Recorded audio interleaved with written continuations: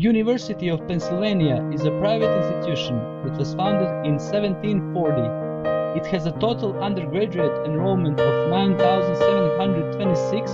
Its setting is urban and the campus size is 302 acres. The University of Pennsylvania, located in Philadelphia, was founded by Benjamin Franklin. Penn offers housing in more than 10 college houses, but many students live in the numerous off-campus apartments and houses available. More than 25% of the student body is involved in Greek life, which encompasses about 45 fraternities and sororities. The school also offers a number of clubs and organizations, ranging from performance groups like the Latin and Ballroom Dance Club to student publications such as the Penn Political Review.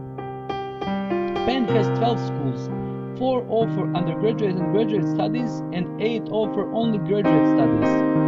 Penn's highly ranked graduate programs include its Wharton School, School of Education, School of Engineering and Applied Sciences, Law School, and School of Medicine. Penn's other notable graduate programs include its Design School and School of Dental Medicine. More than 2,000 students each year participate in international study programs offered in more than 70 countries around the world.